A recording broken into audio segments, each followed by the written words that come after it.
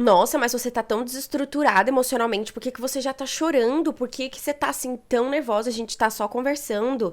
Quem nunca, né? Qual mulher nunca ouviu isso? Nunca teve essas palavras tão duras de pessoas que gostam porque a gente às vezes teve um ataque de choro, alguma coisa.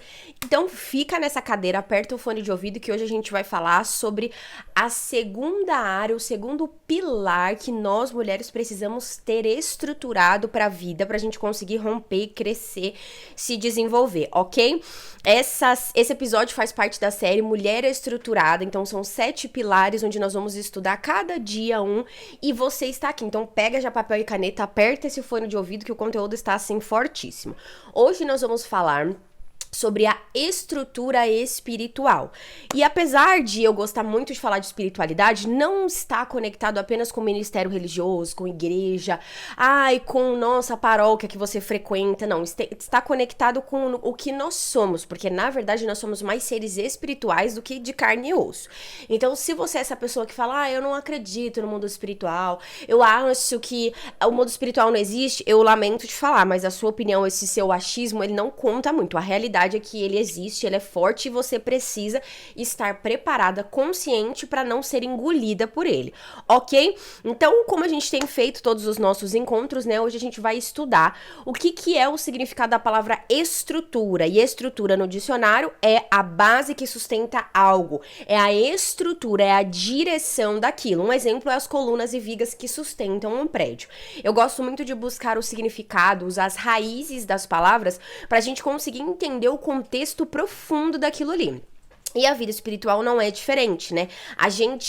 Nós somos mulheres desestruturadas espiritualmente, são mulheres que não têm ali uma base, não tem vigas, não tem nada que edificam essa área tão importante. E aí a gente acaba sendo movida como as ondas do mar. A gente vai pra um lugar, vai pra outro, aí se a gente tiver que acender vela, se tiver que bater 3 palminhas e tiver que fazer... E a vida não é assim, a gente precisa estar atento ao que a gente se conecta, porque assim como tem muita influência boa, positiva, legal, espiritual na nossa vida, também as coisas que a gente se envolve pode abrir portas negativas para nossa vida e estar nos impedindo de fluir, de crescer na vida material, natural, financeira e todas as outras áreas, ok? Dito isso, entendendo qual é o significado da palavra estrutura, a estrutura espiritual não é nada místico, não é nada conectado com frequência ou com igreja, mas sim a nossa espiritualidade, a nossa conexão com Deus, a nossa conexão com o Criador, porque nós somos um ser criado, né, por um Deus que nos colocou nessa terra por um propósito, por um motivo, então a espiritualidade está conectada com isso. E pra gente falar, né, sobre formas de termos estrutura espiritual, como você já viu no primeiro episódio. Se você não viu, corre, porque o primeiro episódio tá maravilhoso. Nós precisamos primeiro identificar quais os sinais de que nós estamos tendo uma desestrutura naquela área. Então agora nós vamos estudar 3 sinais de que nós podemos estar tendo uma desestrutura espiritual. Mulher, se assente nessa cadeira porque o negócio tá fortíssimo. Você pode se encaixar com 1 ou você pode se encaixar com 3. Não tem problema, porque no final nós temos a solução para os 3, entendeu? Agora é hora de você já mandar o vídeo para aquela sua amiga que fala, nossa, deixa eu já compartilhar com a minha amiga pra gente aprender e evoluir espiritualmente juntas, ok? Então, primeiro sinal de que você pode estar tendo uma desestrutura espiritual é você ser uma mulher ocupada, muito ocupada, mas muitas vezes sem direção, muitas vezes sem produzir algo. Nós usamos o termo, né, no meio gospel, no meio religioso, que é o ativismo espiritual, que nada mais é, apesar de ser um nome bonito, tal, nada mais é do que a gente fazer coisas para Deus, achando que ele vai fazer coisas em trocas para nós, ou que a nossa vida espiritual vai ser baseada, vai ser moldada, vai ser estruturada com base nessas nossas ações, nesse ativismo, nesse fazer coisas. E aí eu cito, né, eu quero... Para embasar esse exemplo, esse sinal, para você entender com clareza esse sinal, eu quero citar a história de, por exemplo, meu esposo. Eu sou casada. Se eu pegar e fazer tudo pro meu esposo, lavar as roupas dele, passar as roupas dele, preparar a marmita dele, comprar as coisas para ele, deixar tudo bonitinho, sabe? Deixar tudo organizado para ele, lavar a mochila, deixar tudo lindo para ele, mas não querer ter intimidade com ele, não querer conversar, não querer ter contato. Na hora que isso for acontecer, eu simplesmente... Não, deixa pra lá. Vamos ficar só no fazer mesmo. eu vou ter intimidade, eu vou ter uma relação sólida? Claro que não, vai ter uma relação só de fazer, eu vou ser tipo a empregada dele. E nem empregadas às vezes faz isso, porque normalmente, né, auxiliares domésticos têm ali vínculo com o patrão, com a patroa, né, vai lá, ganha um presente, ganha alguma coisa. Então, o que eu quero exemplificar com essa história? As relações com Deus também é da mesma forma. A gente acha que fazer, e até dentro de um ministério religioso, quando você tem um cargo, 2, às vezes 3, no ministério que você frequenta, isso não é um compromisso, isso não é um sinônimo de que você está tendo uma vida sólida, estruturada com Deus. Isso pode estar sinalizando um ativismo espiritual, como eu já te falei, que é essa necessidade extrema de fazer, de querer ser visto, de querer mostrar que está fazendo algo, quando muitas vezes o que a Bíblia nos manda é buscar primeiro o reino de Deus e a sua justiça. E eu exemplifico essa desestrutura espiritual com Lucas 10:38, que o Senhor Jesus, né, Lucas conta a história do Senhor Jesus indo até a casa de Marta e Maria, e aí lá acontece uma coisa que embasa o nosso ensinamento de hoje, que é exatamente isso. O versículo 38 começa assim: quando eles seguiam viagem, Jesus entrou numa aldeia e certa mulher chamada Marta se hospedou na sua casa. Marta tinha uma irmã chamada Maria que assentava aos pés do Senhor e ouvia os seus ensinos, enquanto Marta agitava de um lado para o outro, ocupada com seus serviços. Então se aproximou de Jesus e disse: o Senhor não se importa com o fato da minha irmã ter deixado que eu fique sozinha para servir, para fazer as coisas? Diga para ela que ela venha me ajudar. E Jesus disse para ela: Marta, Marta, você anda ocupada e preocupada, ou inquieta e preocupada com as coisas. Em algumas versões diz até atrapalhada. Ocupada e atrapalhada com muitas coisas, mas apenas uma coisa é necessária, e Maria escolheu a boa parte e essa não lhe será tirada.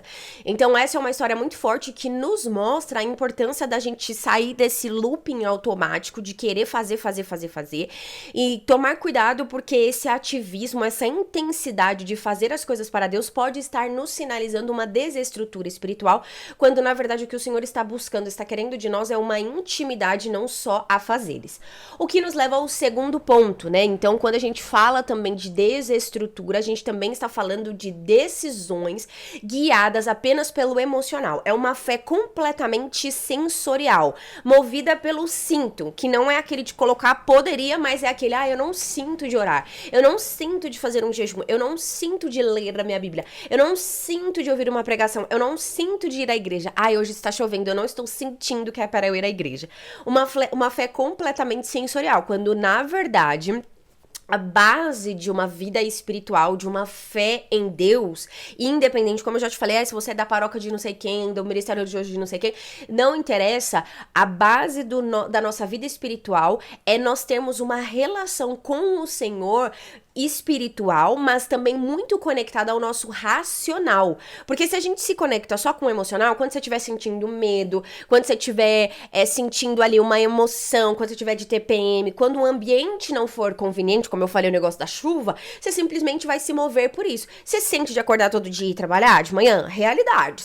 Hoje eu senti que é um dia maravilhoso, propício pra eu ir trabalhar. Tá uma chuva caindo no mundo, tá fazendo 14 graus, mas eu estou sentindo que eu vou vender muito hoje. Raras às vezes isso acontece. Com a vida espiritual é a mesma coisa. Nós nos movemos por aquilo que cremos, por aquilo que é fundamentado em algo maior até do que nós mesmos, que é a palavra de Deus, que nos pede, que nos dá a direção que nós temos que crer, mesmo quando as circunstâncias não são favoráveis ou quando os sentimentos não são ali propícios para isso, num dia mau, num dia triste. Porque o que acontece? Quando a gente baseia a nossa fé muito nessa movimentação, nessa volatilidade emocional, quando Deus tá permitindo que a gente viva coisas boas num dia ensolarado, show, a gente tá super assim crendo nele, a fé é fortalecida. Um dia de chuva, que as coisas não estão como deveriam, no meio de mês ali, que você tá com a conta meio pá, os clientes não estão fechando muitos contratos, nossa, aí ó, Deus me abandonou. Porque a fé está completamente baseada no sensorial, quando na verdade não é isso que o Senhor nos ensina, como já diz João, e o verbo se fez carne e habitou entre nós. O verbo nada mais é do que a palavra. A ausência da palavra, da Bíblia em seu coração, faz com que você se mova através dessa volatilidade emocional, dessa volatilidade sentimental, que não é uma base, não é uma estrutura para a fé. Apesar, né, da gente vir desses ensinamentos completamente sensoriais ou sensitivos, vamos dizer assim, até uma coisa meio, sabe, meio mística, que eu estou sentindo que algo vai acontecer, a Bíblia não se pauta assim, a gente não vê em nenhum momento nenhum profeta falando, eis que estou sentindo que o Senhor vai fazer algo para mim. Não, eles vão orar, eles vão profetizar tudo com base na Bíblia, porque a tua palavra diz, porque o Senhor diz, porque o que está escrito em Salmo e Isaías, assim como a tua palavra diz, assim eu me movo. Ok, então esse segundo ensinamento é soco na boca, dói mesmo, é real. Então, a gente precisa se atentar nisso, porque quando a gente constrói, e aí aqui na minha colinha eu já vi que eu tenho um texto que também fundamenta isso. Quando a gente se move completamente a partir dos sentimentos, a gente constrói a nossa realidade com base nesses sentimentos. E até tem um estudo na Bíblia em Mateus 7:24 que diz exatamente isso. Todo aquele que ouve as minhas palavras e as pratica será comparado a um homem prudente que construiu a sua casa sobre a rocha. Caiu a chuva, transbordaram os rios, sopraram os ventos e bateram com força contra aquela casa, mas ela não desabou porque ela tinha sido construída sobre a rocha. Mas todo aquele que ouve as minhas palavras e não as pratica será comparado a um homem insensato que construiu a sua casa sobre a areia. Caiu a chuva, transbordaram os rios, sopraram os ventos, bateram com força contra aquela casa e ela desabou, sendo assim a sua grande ruína. Então, esse texto já fundamenta para nós que o sentir não vai construir nada na nossa vida. Até porque um pedreiro, ele não sente que ele tem que fazer as coisas. Ele tem ali um mestre de obra, um engenheiro, ele tem a ordem. Ele coloca os alicerces, fundamenta, desce a caixa de cimento, eu tô devaneando conforme nas minhas informações leigas, mas aí passa o cimento, concreta, coloca os blocos, aí coloca mais cimento. Imagina se o pedreiro não estivesse sentindo de colocar cimento, botar só os blocos, a obra vai crescer, a parede vai ficar maravilhosa só porque o pedreiro não sentiu de colocar o cimento? É lógico que não. Tem ordens para fazer as coisas, tem logística, tem ali argumentos, né? Tem organização para fazer as coisas. E o nosso sentir na vida espiritual, ele vai nos roubar essa noção, essa propriedade, essa reação realmente às coisas espirituais racionais, ok? O que nos leva ao terceiro sinal de que talvez nós possamos estar sendo uma mulher desestruturada espiritualmente, que é nada mais, nada menos do que o anestesiamento da consciência espiritual. Cara, lindo, 3 palavras maravilhosas, mas nada mais é do que a gente perder a empatia, do que a gente perder a compaixão, do que a gente perder aquela sensibilidade à dificuldade do próximo. Sabe, quando você se movimenta num ministério religioso, você precisa se mover a partir dessa compaixão. Então vem uma pessoa lá na igreja, tá rolando um culto, a pessoa fala, ai, eu tô com fome, ai, tô precisando de uma cesta básica, tô precisando de um leite pro meu filho. Você não vai falar, ai, vamos orar por você, amém, vamos orar por você. Não, você vai providenciar, porque aquilo incomodou você. Você vai arrumar uma cesta básica, você vai juntar com os irmãos, vai comprar uns pães, vai comprar algumas coisas pra pessoa ir embora com aquela situação, a fome resolvida. Quando a gente tá sendo desestruturada espiritualmente, a gente perde essa sensibilidade, a gente fica anestesiada. Se você já fez alguma cirurgia, algum parto, alguma coisa, você percebe que aquela região, ela não sente mais dor, não sente nada. Ali, você vê que tá sendo tocada, mas não sente nada. Às vezes, a vida espiritual pode estar sendo desestruturada justamente por causa disso. Porque a sensibilidade espiritual faz com que a gente se aproxime de Deus, a gente faça a vontade dele, a gente prossiga em favor do seu propósito, do nosso propósito. Então, meu propósito, por exemplo, é fazer com que mulheres não sejam mornas em suas vidas, em suas famílias e carreiras, baseado em Apocalipse 3, 15 e 16, que diz, né, pois eu bem sei as suas obras, sei que você não é quente nem frio, antes fosse uma coisa ou outra, mas porque você é morna, eu vou te vomitar. O mercado de trabalho faz isso com as mulheres que não se posicionam. As mulheres nos seus casamentos que ficam naquela neutralidade, que não constroem um posicionamento. Os maridos também ficam lá, uma preguiça, e abre brechas para outras coisas. Então, eu trabalho, a minha movimentação é em favor de que as mulheres se posicionam, construam os seus lugares dentro da sua casa, dentro dos seus trabalhos. Então isso me incomoda, isso me move, eu sou movida por uma compaixão. Eu vejo uma mulher que eu posso fazer alguma coisa por ela, eu me movo. A partir do momento que eu ficar anestesiada, eu ver uma mulher e aquilo não me doeu, aquilo não me comoveu, eu não for movida em fazer algo por aquilo, me sinalizou que a minha força espiritual, que o meu pavimento espiritual está quebrado, está desestruturado. Então, esses 3 sinais eles precisam, assim, muito forte, você precisa analisar, porque agora é a hora de você analisar, você pode ter um, dois ou três, ou você pode ter se identificado só com algum deles, mas agora é a hora de você compartilhar também com alguma amiga que você sabe que às vezes você compartilha uma coisa com ela, ela fica tão, assim, congelada, não te dá um conselho, não ora por você, porque às vezes eu posso não ter um conselho pra te dar, porque eu posso às vezes não saber o que dizer, mas eu posso ler um versículo da Bíblia que pode te ajudar, eu posso fazer uma oração por você, e isso não me custa nenhum real, só a minha compaixão, o meu mover. Só que se eu não tiver isso, acabou, eu não consigo fazer nada por você. E muitas amigas podem estar assim. Então agora é hora de você compartilhar com ela. Por quê? Eu joguei 3 sinais catastróficos que a nossa vida espiritual pode estar assim, um caos, mas eu também trago refrescos para a vida, então fique tranquila. Agora nós temos 4 atitudes práticas diretas que você deve fazer, que você pode fazer, que vai trazer ali, é como se fosse um antídoto, como se fosse um tratamento para esses 3 sinais terríveis da nossa desestrutura espiritual, ok? Eu já pedi, se você não pegou agora, é hora de você pegar papel e caneta, porque essas 4 formas práticas, elas mudam a gente da água para o vinho, não da água para o water, mas a água para o vinho mesmo, ok? Então, primeira atitude prática pra gente reconstruir, pra gente ter uma estrutura espiritual, assim como aconteceu, né, no Antigo Testamento, quando a gente vê Elias ali reconstruindo o local ali para fazer o sacrifício dos profetas de Baal, onde o Senhor desceu, ele preparou ali, né, a oferta para que o fogo do Senhor descesse. Você também vai fazer a mesma coisa agora com essas 4 formas práticas. Primeira coisa é você voltar. Eu vou falar voltar, porque aí no mundo espiritual a gente já conecta isso, como diz a Bíblia, o que tá conectado no céu tá na terra, o que tá na terra tá no céu. Então você voltar a ter momentos de intimidade com o Senhor, momentos de alinhamento espiritual. Isso significa que você precisa do seu dia de 24 horas voltar a meditar tanto na palavra de Deus quanto em oração. Ah, Lira, mas você não sabe o meu dia, você não conhece a loucura que eu estou vivendo, tal qual eu estou vivendo. Amiga, eu também vou falar uma coisa pra você. Eu também sei das loucuras da minha vida. Eu sou esposa, eu sou mãe, eu tenho meus negócios, eu trabalho por conta, eu não tenho uma empresa que me manda os contatinhos, já tudo lindo assim pra eu abraçar os clientes e só assinar o contrato. Eu tenho que captar as minhas clientes, eu tenho que produzir conteúdo para redes sociais. Então, assim, se a gente for falar de loucura, de correria, eu também tenho as minhas loucuras. Mas dentro desses processos das loucuras, das correrias do dia a dia, eu tenho o que é prioridade na minha vida, que é ali, tá? Meditando na palavra, buscando ao Senhor, orando em espírito, lendo a Bíblia e meditando sobre o que ela tem pra me oferecer. Se você não tem como começar, comece com 15 minutos, 20 minutos. Pela lógica, né? Se a gente tem que dar 10% do dinheiro, que é um recurso que Deus não precisa, não sei se já te falaram, mas Deus, o Senhor que nos criou, o dono do ouro e da prata, como a própria Bíblia diz, ele não precisa do nosso dinheiro. A gente devolve 10% pra ele, porque ele não vou dizer que é um teste, mas porque ele prova e molda o nosso coração, pedindo que a gente devolva 10% do todo que ele deu.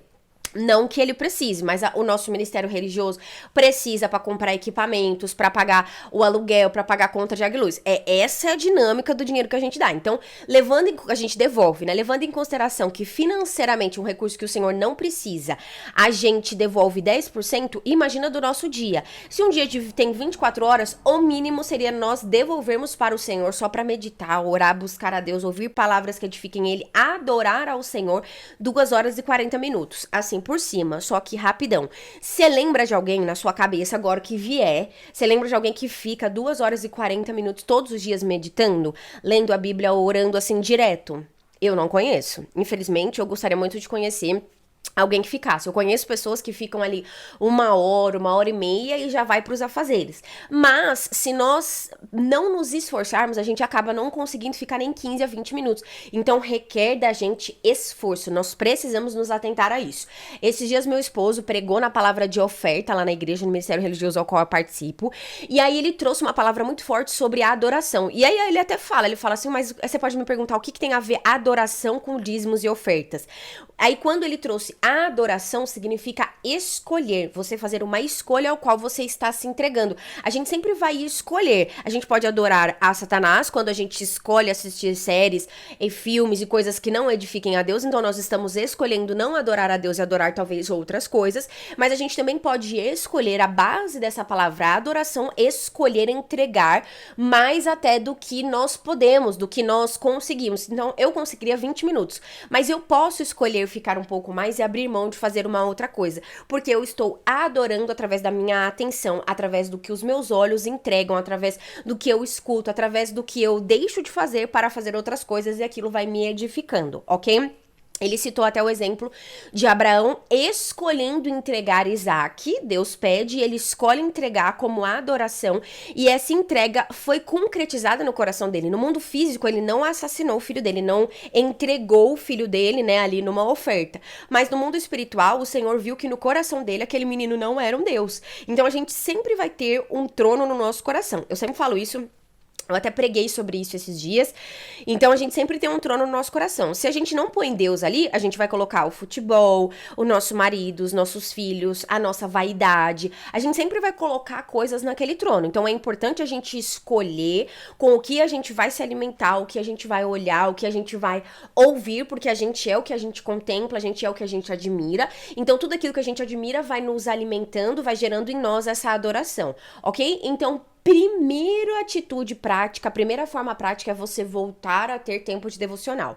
Eu não sou muito a favor de alguns livros muito superficiais. Ah, eu vou fazer o café com... Enfim, que são coisas superficiais. Mas, se você usa e pra você faz sentido, show. Leia esses devocionais mais superficiais, mas também leia a Bíblia. Leia a Bíblia pra meditar, o que já nos leva à segunda forma prática. Por quê? A base desse momento devocional são 4 coisas: o silêncio, a leitura bíblica, a reflexão sobre essa leitura bíblica e a oração para que essa leitura seja fixada, seja semeada, seja germinada no seu coração. Então aqui, a gente leu Mateus 7:24. Que está falando sobre os 2 fundamentos. Então, todo aquele que ouve as minhas palavras e as pratica será comparado a um homem prudente que construiu a sua casa sobre a rocha. Top, meditei, li esse texto. Nossa, legal. Eu vou virar a folha e vou fazer outras coisas? Não. Eu vou meditar sobre esse texto. Como eu posso, de forma prática... E aí tá escrito aqui, como eu posso praticar a palavra de Deus? Como eu posso ser uma mulher prudente? Como eu posso construir a minha casa sobre a rocha? Você está refletindo sobre esse texto. Lembra que eu falei? Estou em silêncio, li o texto, estou refletindo sobre ele. Não sei como eu vou fazer isso? Eu vou orar. Senhor, me faça, Pai, entender o que o Senhor quer dizer quando o Senhor está dizendo na tua palavra para que eu alicerce a minha casa sobre a rocha. Quem é a rocha? É o Senhor? Então, antes de eu tomar decisões, significa que é para eu perguntar para o Senhor, como que eu vou fazer isso? Me direcione. Ou seja, eu estou orando sobre isso. Essa é a base desse nosso primeiro ponto, tá? É um devocional onde você não lê tomando um cafezinho aquilo que tá escrito, fecha e vai embora. Ou posta no Instagram, né? Não, você vai meditar, mergulhar e deixar com que aquilo entre no seu coração, como quando você toma um soro na veia. Você não toma um soro na veia, um pouquinho, arranca e vai embora. Aquilo vai fazendo efeito em você, e aí conforme aquilo vai te trazendo mais força, mais vigor, você fala, pô, acho que agora eu melhorei, acho que agora eu posso levantar, posso ir embora, que agora eu tô show, entendeu?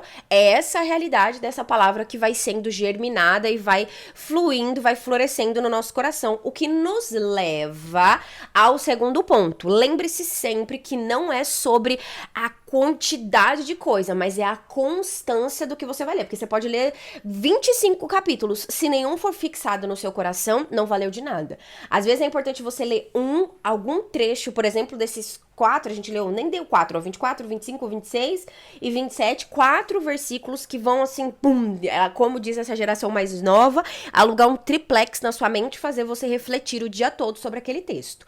Ok? Me prolonguei nesse primeiro ponto, porque ele realmente, assim, é o que pavimenta toda a nossa vida espiritual.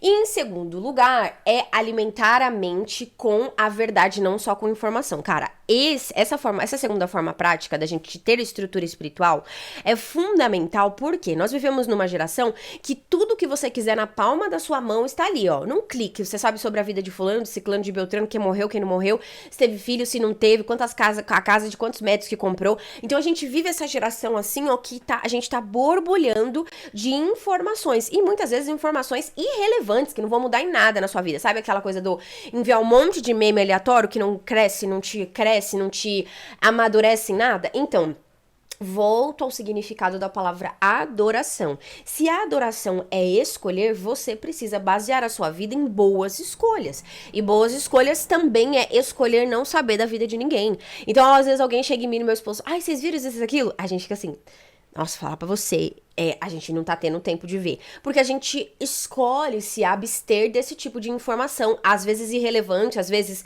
mas o vírus tal, que tá chegando, minha irmã, quem me sustenta é o Senhor. Agora, em vez de eu ficar lendo a minha Bíblia, buscar a palavra dele, eu ficar vendo, assim, estudando a fundo o que esse vírus vai fazer, não vai adiantar. Eu não sou médico, eu não vou conseguir construir um antídoto pra esse vírus. Eu posso orar, eu tô tendo consciência, não vou viver alienada, mas o que eu posso fazer é clamar ao Senhor e me alimentar da palavra dele pra que eu me fortaleça a partir do que ele tem pra mim. Ok? Então, essa segunda forma prática é você se propor a fazer algumas perguntas assim, ó. O que eu tô consumindo diariamente fortalece ou enfraquece a minha vida interior? É você entender verdadeiramente o que o texto tá querendo te dizer. Então, quando você sai dessa informação inútil, dessas informações que não te agregam em nada, você começa a se alimentar da verdade, e a verdade nos liberta, que é a palavra de Deus, que é um livro que é mais fresco do que o jornal do meio-dia, do que o jornal de hoje de manhã. Você começa a meditar saindo dessa superficialidade que eu falei no primeiro ponto. Então você começa a estudar o contexto histórico em que foi criado, em que foi citado esse texto. Você começa a entender um pouco do contexto geográfico. Eu, por exemplo, gosto muito de um canal de um pastor que ele é geólogo, né? E ele faz muito conexões com os lugares que ele vai, Israel, e vai para os lugares, e arqueólogo, né? E aí ele estuda os lugares, ele pega a Bíblia e fala, olha, aqui esse texto bíblico foi vivido aqui, então há hipóteses de que esse texto bíblico foi acontecido aqui. Então você vê a Bíblia acontecendo ali no seu dia, porque você está estudando o contexto histórico em que aquilo foi escrito. Você começa a prestar atenção também no contexto geográfico, mas aconteceu ali, em tal lugar, em Israel, no Rio. Quando a gente vai ler sobre as histórias do Egito, você vai ler os rios, você fala, nossa, que loucura, né? Realmente, o rio Nilo que foi jogado o menino Moisés, até hoje tem um monte de crocodilo, realmente é uma verdade. Então você começa a entender o contexto geográfico e entender também o contexto pessoal, que pra mim é maravilhoso. Porque eu posso escrever um texto muito triste, mas alguém vai ler e vai achar que eu tô feliz. Então essa interpretação, quando eu mergulho em entender em qual contexto pessoal, eu começo a entender qual era o mood, sabe? Qual era o sentimento da pessoa ao escrever aquilo, e aquilo vai se formando como uma realidade na minha vida. Quando a gente vai assistir um filme, por exemplo, as músicas de tensão no ambiente, aquela luz média, aquela luz baixa, sabe? Aquela coisa meio tensa, aquela troca de câmera, constrói na gente um contexto, uma narrativa de que aquele momento é tenso, ou é dramático, ou é, sei lá, suspense. A Bíblia, ela não tem esses efeitos visuais externos. Então a gente tem que construir, tem que se esforçar para que essa sonoplastia aconteça na nossa vida, ok? Eu sou meio dramática mesmo, eu sou meio teatral, quem me conhece sabe. Se você tá aqui pela primeira vez, seja bem-vindo, que eu sou essa pessoa, tá? Então, eu quero muito que você pense nessa questão de mergulhar, de se aprofundar na verdade que está, assim, sobre todas as outras verdades, pavimenta todos os países do planeta. Todos os países do planeta têm o fundamento das 10 leis de Moisés, dos 10 mandamentos de Moisés, para suas leis jurídicas, para suas leis que pavimentam, né, o que é certo, as leis legais. E então, é assim, tem base, o negócio tem base, muito melhor do que o que eu sinto, o que eu acho, dá pra gente pavimentar a nossa vida nela, ok? Terceira forma prática de você conseguir ter uma estrutura espiritual é você desenvolver consciência nas suas decisões. Essa pra mim é uma, assim, maravilhosa, eu amo falar. sobre esse contexto, por quê? O contexto de você tomar consciência das coisas nos afasta de nós termos uma fé imatura.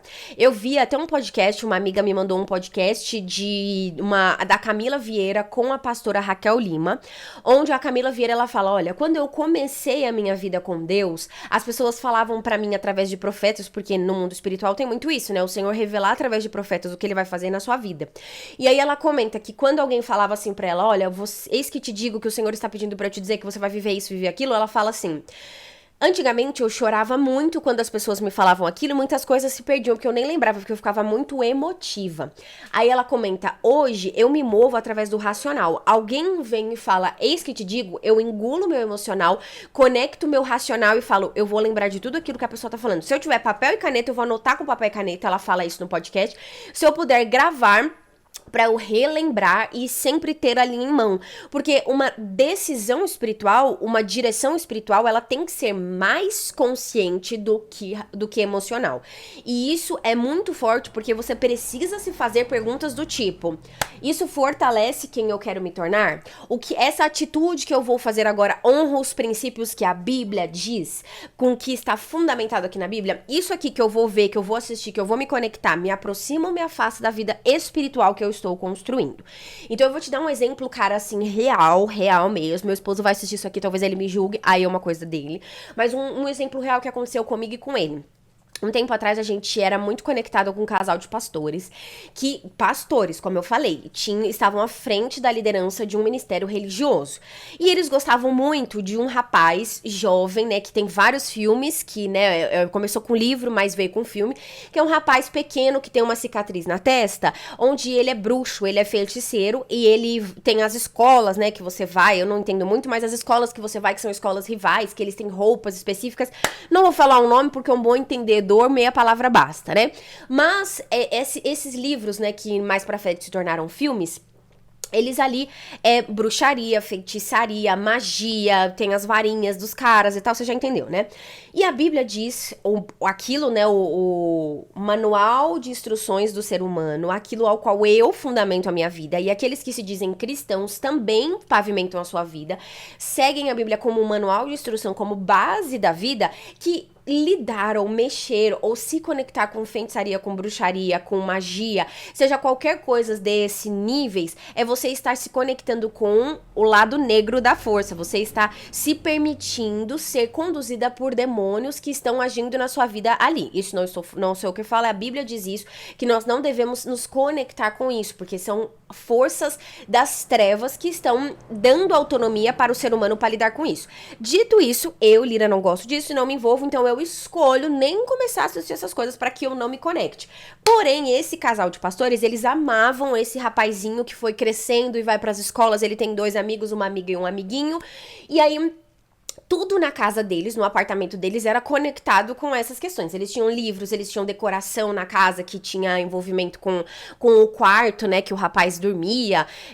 Tinha ali itens na casa deles. A ponto, eles gostavam tanto daquilo que a pastora, a esposa do pastor, a primeira tatuagem na vida dela que ela fez o símbolo daquele determinado título, daquele determinado filme, da história daquela situação. E mais pra frente a gente viu aquilo se tornar tão forte, tão real na vida deles, que eles não conseguiram mais se conectar com o ministério e eles se afastaram de toda e qualquer influência religiosa. Onde eu quero chegar com isso? Ah, você quer falar mal dos pastores? Como eu não sei o nome deles, não quero falar mal deles. O que eu quero que você se atente é que, volto a dizer, nós somos aquilo que a gente contempla, que a gente admira, que a gente alimenta, que a gente traz à nossa consciência. O nosso cérebro, ele não tem um filtro pra entender o que é real, o que é ficção, o que é drama, o que é suspense. Ele não tem esse filtro. Tudo que a gente coloca como estímulo visual, como estímulo auditivo, como estímulo de toque, pra ele é uma verdade absoluta. Ele é um ser, né? Ele é uma criação imatura.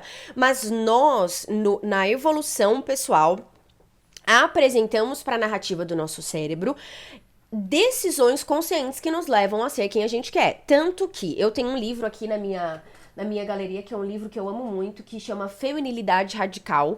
E ele fala, no final desse livro, esse livro me marcou muito por causa disso, ele comenta ela põe, a autora coloca no livro a história de um estuprador que viveu assim, destruiu a vida de muitas mulheres, fazia maldade com muitas mulheres, e aí ele, quando ele vai chegar no fim da vida, quando ele já foi decretado, né, na sua sentença de morte ali, ele tá no corredor da morte, quando as pessoas perguntam pra ele, olha, você quer falar alguma coisa pro mundo, pra sua família, sei lá, pra qualquer coisa que você quiser fazer, você é livre agora pra falar o que você quiser, que você tem essa liberdade. Ele fala, olha, se eu posso dar um conselho pra vocês, não assistam nenhum tipo de pornografia, não acessem, não comecem a acessar esse tipo de coisa, porque o meu cérebro, ele fala isso. Ele fala, o meu cérebro perdeu totalmente o senso do que era real e do que era ilusão, do que as mulheres eram ali no mundo físico, e eu comecei a ver as mulheres todas como se elas fossem objetos pra mim. Então eu vi uma moça que se parecia com aquela coisa que eu tinha acessado, né, com aquela imagem que eu tinha acessado no meu celular, no meu que seja, eu achava que ela me pertencia, assim como as imagens que eu acessava na minha mente. Ele fala isso. Hoje, após não sei quantos anos preso, eu entendi que aquilo foi uma ilusão que o meu cérebro criou pra mim. E eu acabei com a minha vida por isso. Então, se eu posso dizer pra você, pai, mãe, esposo, esposa, não se envolvam com isso, não acessem isso, porque o nosso cérebro, ele não consegue estabelecer o que é real e o que não é. Cara, aquilo me marcou tão profundamente, aquele texto, esse texto nesse livro, porque é realmente isso.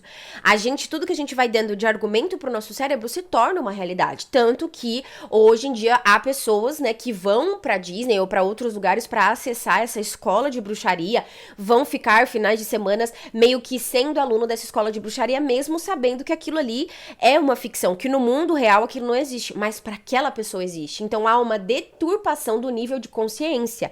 E é isso que eu quero que você se atente. A palavra de Deus ou os ensinamentos da Bíblia, ele não pode ser algo apenas no emocional. A gente já falou isso, eu já trouxe esse exemplo pra você, mas você precisa desenvolver o que a gente chama na realidade, na psicologia, de senso crítico. E aí eu finalizo esse terceiro ponto com isso. Eu vou até me organizar na cadeira, porque pra mim é muito importante a gente pensar isso.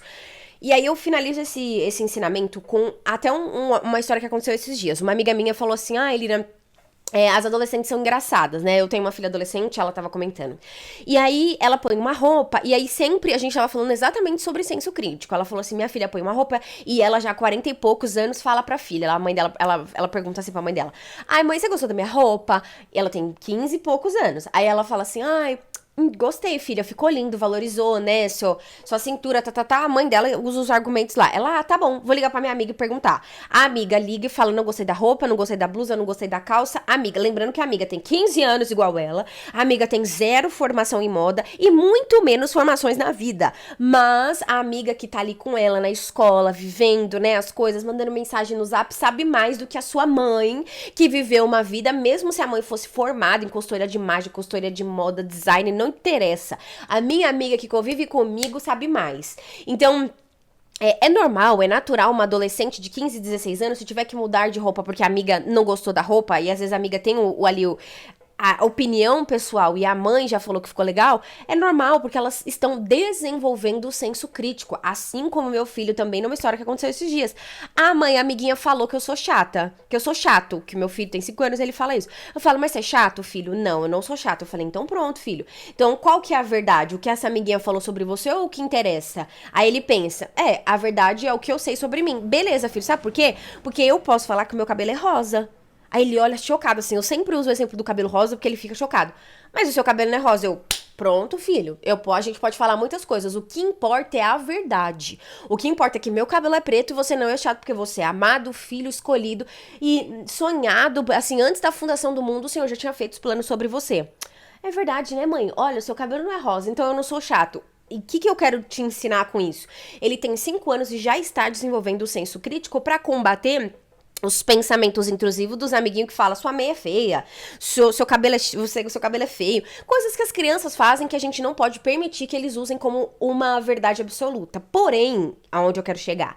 Nós que somos milênios ou somos geração Z, a gente foi criado num ambiente com os X, com os baby boomers e até com alguns milênios, vamos combinar, ambientes muito tóxicos, onde as primeiras palavras de destruição eram dentro da nossa casa, do tipo, você é burra, você é feia, sabedoria, se é sem noção. E aí, quando a gente cresce num ambiente disso, o nosso senso crítico, ele já vem destruído, né? A gente não consegue estabelecer senso crítico. Se as primeiras humilhações já são dentro de casa, a gente não consegue construir uma autoestima, assim, uma força, uma noção de identidade fortalecida, principalmente na Bíblia, porque a gente foi crescida num ambiente totalmente terrível, que não era assim. Os meus apelidos de mais nova sempre foram pernilongo, chassi de grilo, costela de porco, e aí quando eu fui evoluindo, e aí fui pra adolescência, era choquito, porque eu tinha muita espinha. Então, dentro da minha residência, os meus primos eram, assim, maravilhosos, eles adoravam dar esses tipos de apelido. E aí, se você só escuta isso o dia inteiro e por muito tempo, você perde um pouco da noção de construir um senso crítico pessoal. Do tipo, deixa essa galera falar, eu não sou isso. Eu sei quais são os pensamentos de Deus. Lembra que a gente tá falando do mundo espiritual. Quem te criou, que não foi um acidente, colocou você na barriga da sua mãe, te escolheu, colocou certezas sobre você? Pois é, a gente se afasta do que isso fala e começa a se apegar só no que as pessoas falam. Isso quer dizer que a gente com 15, 16, 17, até 18 anos, a gente tem licença poética pra ouvir a opinião da amiguinha mais do que a opinião da nossa mãe, mais do que a opinião da nossa tia, mais às vezes da opinião do que alguém que tem informação pra dizer aquilo sobre nós. Porém, quando a gente vai fazendo 20, 25, 30, 35, 40, 45, 50, até mais, a gente não tem mais licença, não tem mais ali, assim, um aval pra gente não ter mais o senso crítico, ou permitir que o nosso senso crítico ele venha quebrado. Tá na hora de nós reconstruirmos o nosso senso crítico e identificarmos se as coisas que são ditas sobre nós, ou os ambientes que a gente vai, ou que a gente acessa no nível consciente das coisas, é uma verdade ou nós estamos nos enganando, como esse rapaz que eu falei, né, que foi ali o estuprador em série. Se a gente precisa tomar cuidado, porque às vezes a gente tá se alimentando de tantas coisas que a gente começa a se iludir. Sabe aquela pessoa que se alimenta o tempo todo de dorama, e ela acha que ela vai achar o príncipe encantado igual ela vê nos doramas, o cara vai vir pronto. Sendo que se você vai conversar com pessoas que têm mais de 5, 10, 15 anos de casado, as pessoas falam, ninguém vem pronto, amiga. A gente vai se preparando durante o caminho. Só que a ilusão desse ambiente de que tem que tá tudo pronto vai fazer com que as meninas não consigam se conectar verdadeiramente com os homens. E assim o contrário também. Homens constroem uma ilusão de que a mulher vai vir como as mulheres que ele acessa nos conteúdos que não deveria. E aí a gente vai tendo uma disfuncionalidade na nossa geração. E a vida espiritual é a blindagem para que isso não aconteça. Então é acessar o ambiente espiritual com a consciência aberta, com o nível de racional aberto. É a gente decidir de forma, assim, alinhada aquilo que Deus quer de mim com aquilo que eu acredito, ok? E aí, finalizo realmente, assim, com esse terceiro ensinamento, muito com como a gente se baseia as relações com as crianças. A gente não fala uma coisa pra criança e a criança fala, tudo bem, eu aceito. Você precisa trazer a consciência pra ela do porquê que ela não pode colocar o dedo na tomada. Já percebeu que meu filho é assim? Por que ele não pode ficar tomando um banho, 1h10 de banho? A gente tem que explicar. Então, o nível de consciência é exatamente assim. A gente escolhe acessar aquilo que Deus tem pra nós e ele vai apresentando pra nós aquilo que ele quer que a gente entenda na sua palavra, através dos profetas, através dos pastores, através de pessoas que vão sendo canais na nossa vida, que é a quarta forma prática de nós termos estrutura espiritual, que é andar com pessoas espiritualmente maduras. Finalizo o nosso encontro de hoje justamente com esse ensinamento. O ambiente, ele influencia muito, muito, muito e profundamente o nosso espírito, a nossa estrutura espiritual. As pessoas com quem a gente anda influenciam sim. Se você acha que aquela frase de que nós somos a média das 5 pessoas que a gente convive, papo de coach, eu sinto te dizer, você está mentindo pra você mesmo. Isso mesmo, não é pra mim, não é para Deus, você está mentindo para você mesma. Porque nós somos a média sim. Pode perceber que uma pessoa que anda com quem tá crescendo, com quem tá se desenvolvendo, colado ali com ela, ou ela vai começar a crescer, se desenvolver, ou ela vai simplesmente se afastar, porque não tem mais um alinhamento do propósito, não tem mais alinhamento de visão do que quer chegar, de onde quer chegar. E o contrário também é verdade. Se você anda com pessoa que tá focado, que tá crescendo, a gente começa a crescer também. Isso é tão bíblico que diz que a gente vai receber do óleo que escorre sobre a cabeça, sobre sobre a barba de Arão. Então, no mundo espiritual, quando você faz parte de um ministério religioso, aquele óleo que escorre sobre a cabeça dos teus pastores, dos ministros que sustentam a sua igreja, ele também vai escorrer sobre você. Então, quando o seu pastor é um pastor mais miserável, mais miguelado, um pastor mais que não acha que a gente tem que prosperar na vida, pode perceber que a maioria das ovelhas também não conseguem prosperar. E quem prospera não consegue estar debaixo da visão desse líder, porque pode estar sendo antibíblico, ou é a ovelha negra da igreja. Assim como o contrário, um líder que cresce, que se desenvolve, que amadurece, que faz escolhas difíceis, que se desconecta com quem não tem a mesma visão, todo mundo na igreja começa a crescer, se desenvolver, fazer coisas que não tinha feito antes e crescer. Então, esse quarto ponto é: se esforce em se conectar com pessoas que são maduras emocionalmente. Ah, mas a pessoa que eu gosto, ela tá distante. Trabalhe e invista numa mentoria pra aquela pessoa te levar onde você almeja. Ah, mas a igreja que eu frequento não tem discipulado. Dê a opinião. Eu enchi a cabeça da minha bispa pra gente fazer o discipulado. Estamos lá. Muitas mulheres que não são da nossa igreja estão fazendo o discipulado com a gente. Porque o discipulado não é sobre ministério religioso. É sobre crescimento pessoal e crescimento espiritual através da Bíblia. Ok? Me prolonguei nesse ensinamento, porque é um ensinamento muito profundo, metódico, técnico, mas que faz muito ecoa, tem muitos resultados na nossa vida pessoal. Ok? Um beijo, até o próximo encontro. Compartilha esse vídeo com uma amiga, porque, olha, ele é profundo. Dá pra você fazer várias coisas enquanto você presta atenção ali nesse conteúdo pra edificar a sua vida. Eu te vejo no próximo episódio. Não esqueça, nós estamos numa série de 7 pilares pra uma vida estruturada. Esse foi só o segundo e eu tenho certeza que você vai crescer muito. Um abraço.